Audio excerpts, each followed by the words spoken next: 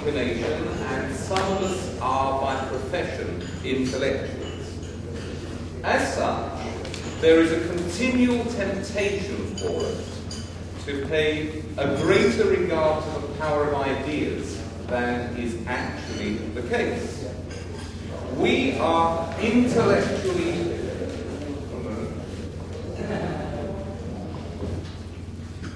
we have been intellectually convinced of the power of libertarian or conservative ideas. And our intellectual conviction has created a passionate, moral and spiritual conviction of the truth of those ideas. And there is a temptation for us to regard those people who do not share our conviction as either bad or stupid.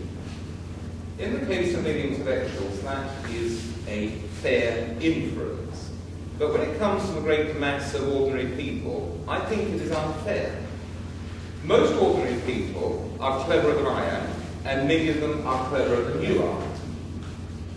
The difference between them and us is that they don't care about ideas. They care about ideas in the way that I care about colour schemes. I am as capable as anybody of looking at a particular colour scheme and saying, well, that doesn't seem to work very well, or that's rather nice. But when people start talking about the harmony of shades and which colours go with which, my eyes glaze over. I'm not interested. Go away and do it, leave it to the experts. And that is how most people regard ideas. They're not interested. They have better things to do with their lives. And so, if we want to win the battle of ideas, if we want to complete an overpowering victory in the battle of ideas, a victory which persists generation and indeed century after century, we need perhaps to look at something more powerful as a stabilizing force than the power of mere abstract ideas.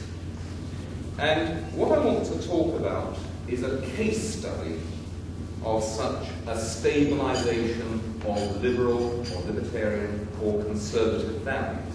I will talk about England as it's the subject that I know best. Now, for various historical reasons which it would take far too long to explain and which would take me far outside my remit, I would simply say that England was uniquely fortunate.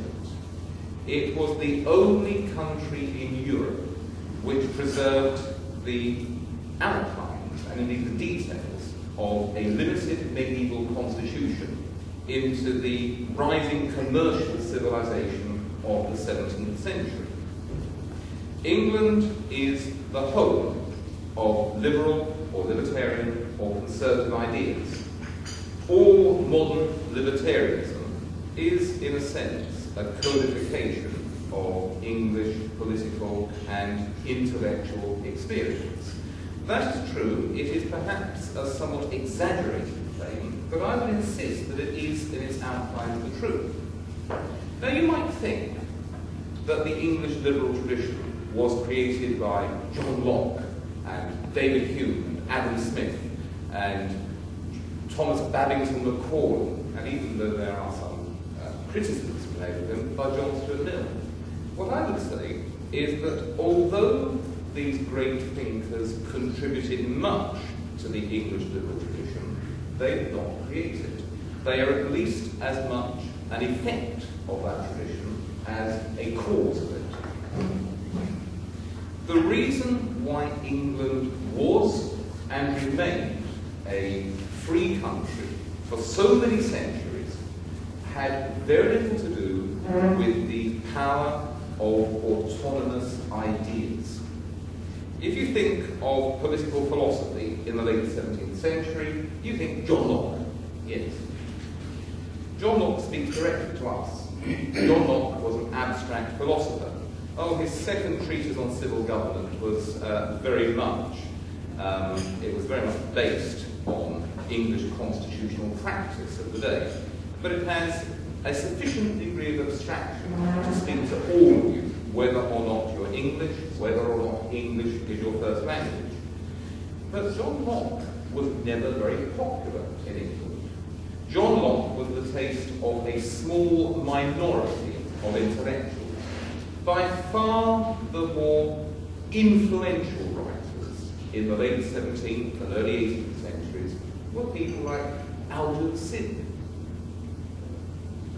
And if you read Alden Sidney's discourses on civil government, there will be nothing logically new. There's precious little in there for me. This was far more powerful stuff at the time. What kept England free can be summed up in the Latin phrase first expressed in the 13th century and last heard in the 19th century. Leges omniae nolumus mutae. We do not want the laws of England to be changed. In the 17th century, there arose the idea in people's minds of an ancient and immemorial constitution.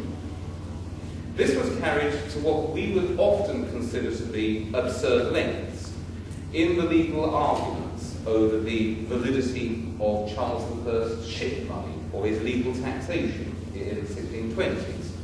Counsel on both sides solemnly raised precedents from the reign of King Egbert 1,000 years before. There was an assumption in most people's minds that the Parliament which deposed Richard II in 1399 was exactly the same in its forms, its procedure, as the Parliament which met in 1641. People might wear different clothes, but everything was unchanged. Later on, this idea of an ancient and immemorial constitution was attached to the idea of change. You'll read this in Blackstone's Commentaries on Laws of England, published in 1764, that there had at one time been this wonderfully perfect, liberal English constitution which had been disrupted by the Norman invasion. And the previous 600 years had been a time of struggle to get back our ancient fundamental liberties. But the idea was that the Constitution had not changed. If it had changed in the past, it was the worst, and any change now should simply be towards recovering that earlier perfection. Not true, or rather not strictly true, but the point is people believed it. And the fact that the Constitution was believed not to have changed in the past was an excellent reason for declaring that the Constitution should not change now or in the future. The system was legitimised by the fact, or the belief in, its legitimacy. So, the legitimacy was based on its immemoriality. It had always been so, therefore it should always be so. Now, if you look at England in the 18th century with the eye of an outsider, you will see rather less than a libertarian society. You'll see many good features, but let us dwell on some of the bad features. Let us look at the law. The criminal law was a mass of injustice. You could be hanged for well over 100 felonies. If you were tried for one of those felonies, you were not allowed legal representation. Oh, if there was a question of law raised, counsel was then assigned to you. But on a pure matter of facts, you were expected to defend yourself. On the other hand, if there was the slightest defect in the procedure, the prosecution case would be thrown out. If there was a spelling mistake in the indictment or a missed comma, the whole proceedings were held null and void. But it meant that criminal trials were often rather like the toss of the coin. Heads you hang, tails you go free, guilty innocence, something else. If you turn to the civil law, that again was a massive absurdity. There were three common law courts: the Court of King's Bench, the Court of Common Pleas, the Court of Exchequer, and there was the Court of Chancery enforced an entirely different system of law known as equity. If you wanted to start a law case, you might need to file proceedings in 2 or maybe 3 different courts. which all proceeded at different speeds and in different ways. And you might lose in one port and win in the other. Everything was slow. Everything was expensive. Many things were deeply uncertain. England was not a libertarian society as we would regard it. Yet England was a free country. There's no doubt about it. It was a free country. The state did not intervene in many areas of life. We were left alone to live very largely as we pleased, and of course the taxes were much lower. Now, let me continue with the good points about this system. Because everybody believed that the Constitution was legitimised by its antiquity, and because everybody was terrified to raise a single finger against this magnificent structure known as the English Constitution, it meant that the authorities were as tightly circumscribed in their behaviour as if we had had the sort of constitution the American founding fathers thought they had given to the United States. Let me give you two examples. In 1765, the government got a general warrant out to search a printer. Now, the common law said that, the common law still says, that if you want to search for evidence of a crime, you must get a warrant for a magistrate, and you must specify the place to be searched, and you must specify what you are searching for. And if there is any defect in the execution of that warrant, the officers involved are liable to criminal or civil prosecution. A general warrant, however, was rather different. It allowed the authorities to go on what in England is called a fishing expedition. There is no address named in the warrant, and there is no specification of the goods to be seized. It is just a general warrant. It allows you to go and do somebody over and look for evidence of a crime which is not specified. Now this procedure had come in the Licensing Act of 1661. The Licensing Act had expired in, I think, 1694, but the procedure for getting a general warrant continued because nobody had noticed that it was no longer legal, and they were not used very extensively. But in 1764, one of the Secretaries of State got a general warrant to search the premises of a Mr. Carrington, a printer, to see if he was publishing seditious literature.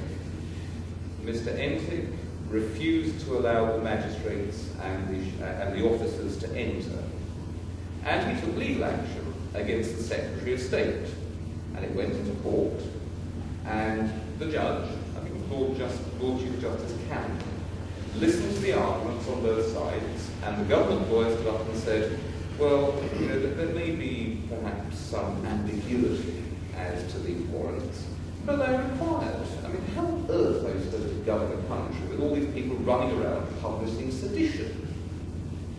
And the judge slapped him down, saying, I'm very sorry, but reason of state is no defence in a court of law. And the government lost. And the Secretary of State, Mr. Carrington, had to pay damages. I think how much it was, it was either £1,000 or £10,000. Doesn't matter, this is a lot of money by today's standards. And from that time, it was generally believed, generally accepted, that general warrants were illegal in English law. And the government did not rush through an Act of Parliament shortly afterwards allowing general warrants. The courts had pronounced these warrants were unconstitutional, therefore they could not be used. Now that was something that happened in a time of moderate political excitement. Let me move to another example. 1793, year 2 of the French Republic, the world's first modern totalitarian killing machine was chewing its way through France. The king had had his head cut off, the queen had had her head cut off. Thousands of people were being put to death with the semblance not even the semblance of a trial. France was turning upside down, a great cataract of blood everywhere. And there were radicals in England who wanted the same for us. Some of these people were simply misguided, useful idiots. Some of them wanted a reign of terror in England.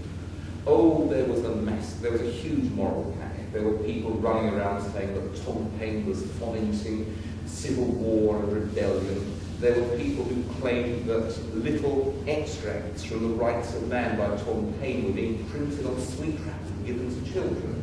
I mean, you've probably heard all this stuff many times before in other contexts. There is a problem. The government must do something about it.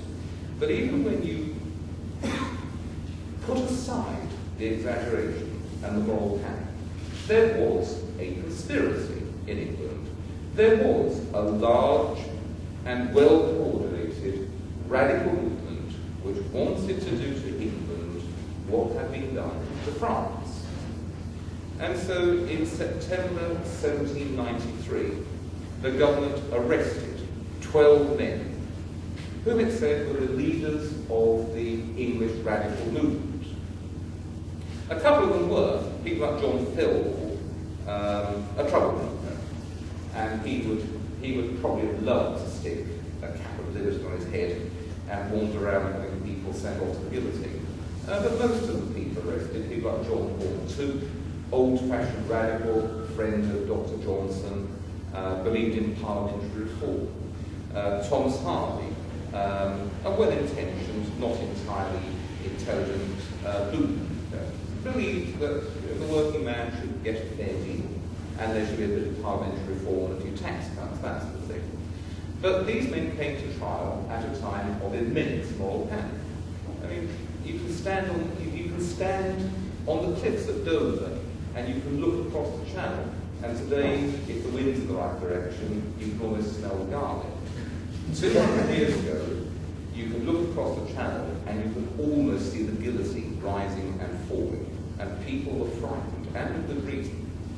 And these men were brought to trial, and they were given a due process of law.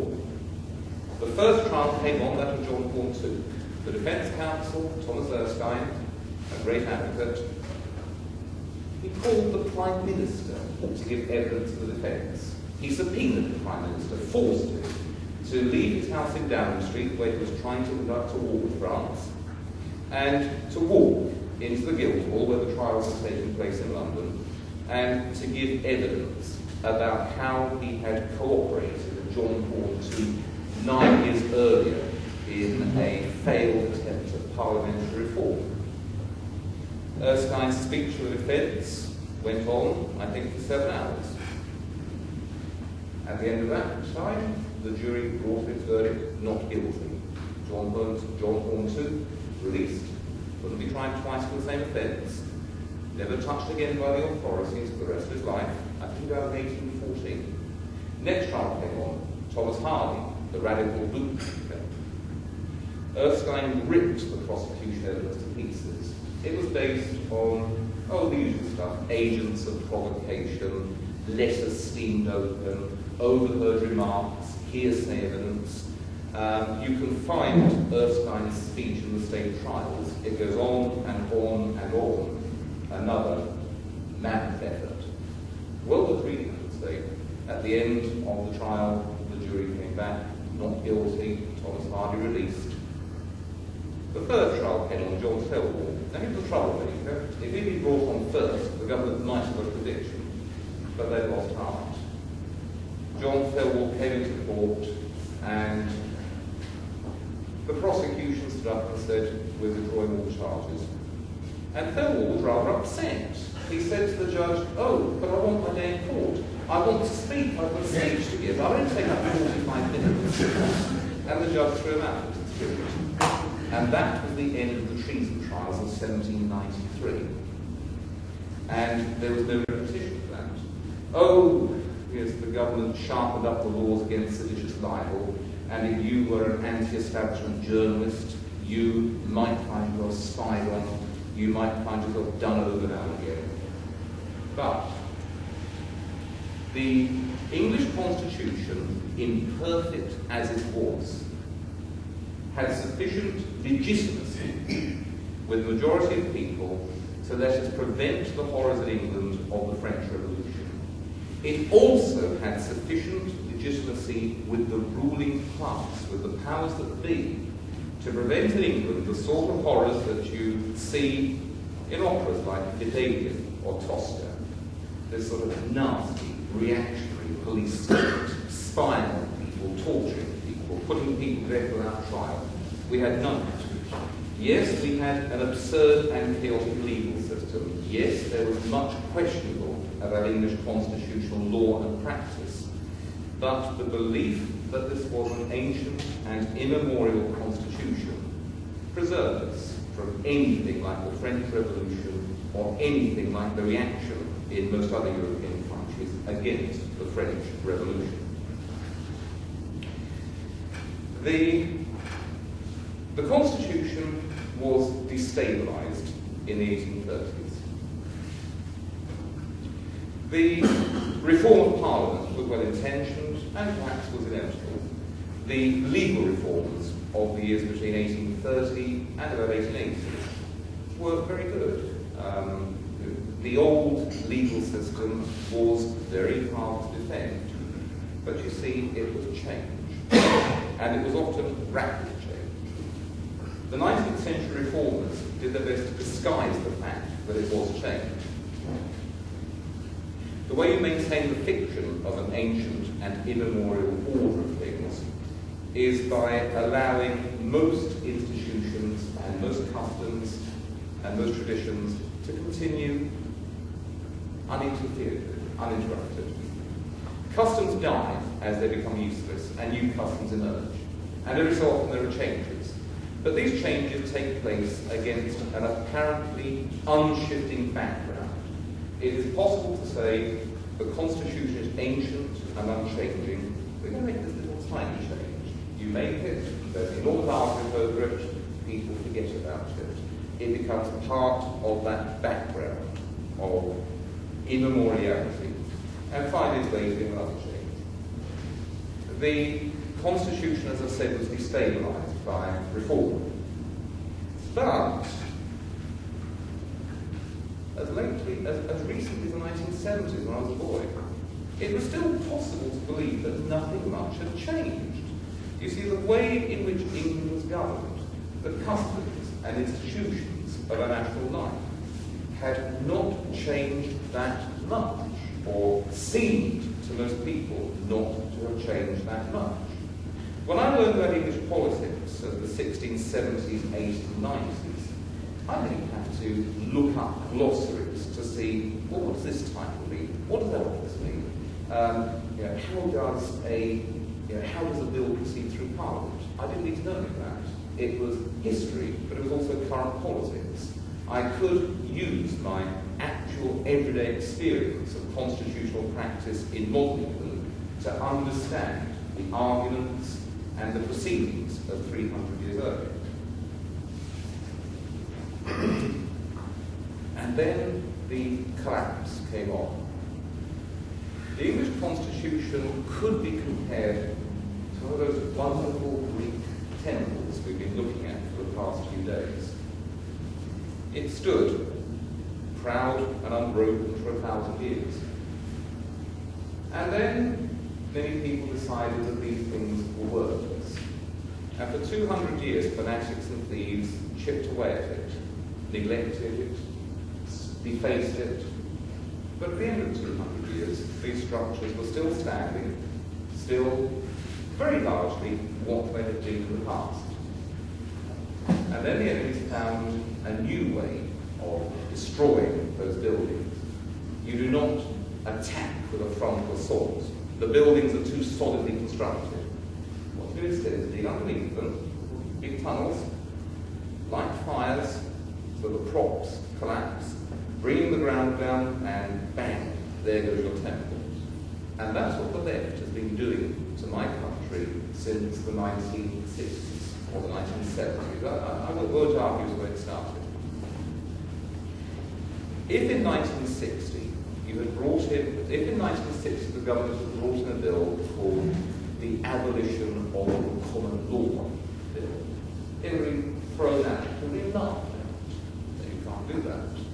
Liberty in England does not depend on a written constitution as in the United States. It depends instead on a web of institutions and assumptions. You cannot abolish trial by jury. It's always existed.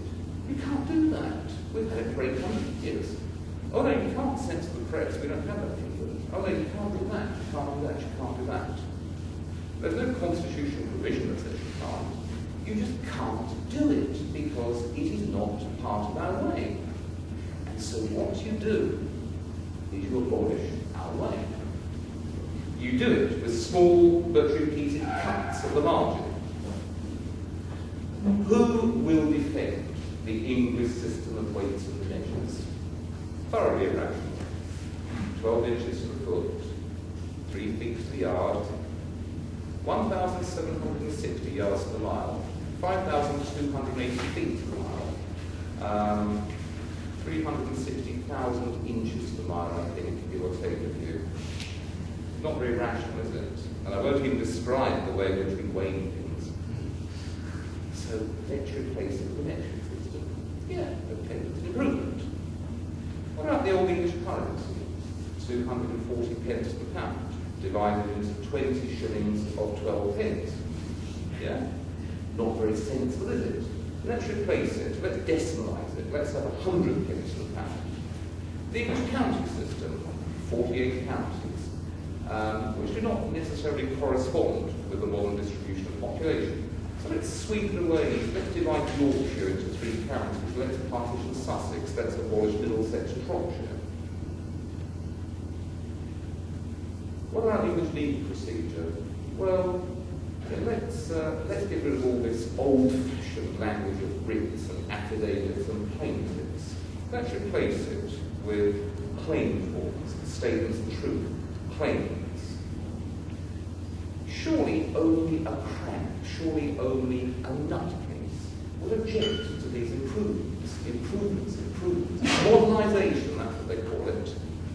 The problem is that after 40 years of this web of customs and institutions on which liberty depended had been worn very thin. It does still work. It does still work. During the past 6 months, I've been doing a lot of radio and television work, defending the right of an organisation called the British National Party to exist and to pursue. The British National Party is said to be a national socialist movement. There are some national socialists in it, but I think it's more accurate to describe nowadays as a white nationalist movement. The point is, it doesn't matter who they are. I mean, they have a picture of a gas chamber on the front cover of their literature. It doesn't matter. They have a right to say what they like. Now, at first, when I used to go on and defend their right to speak, and to publish, and to organise, I tried making abstract arguments about people's right to express any opinion they like on matters of public policy. This didn't seem to get much resonance with people, and so I rapidly switched to this argument. Well, these men are being prosecuted under laws that didn't exist when I was born. When I was born, until when I was a boy, you could say anything you liked in this country on matters of public policy. Anything at all. Why can't we go back to that? These laws are illegitimate. And you know, the enemy has no answer to that. They sit by silent and embarrassed as people call it one after the other, say, well, I mean, I don't agree with the British National Party, and I think Nick Britain's a thoroughly bad man, but Sean's right. These laws are monstrous. You can't do this. I don't do that in England. It still works. It still works. But for how much longer? We are facing not a full frontal assault in England at the moment, though it is becoming that. But we are facing a series of side assaults. You attack the minor things of our national life. You tear up that web of customs and institutions that preserve freedom. And when you've done that, you have things like trial by jury, the presumption of innocence, the right against self-incrimination, the right to freedom of speech, etc. You have those things standing alone. They were never meant to stand alone, they were meant to be supported by a vast wing of other less important things. But they stand alone, and they get only knocked over one at a time.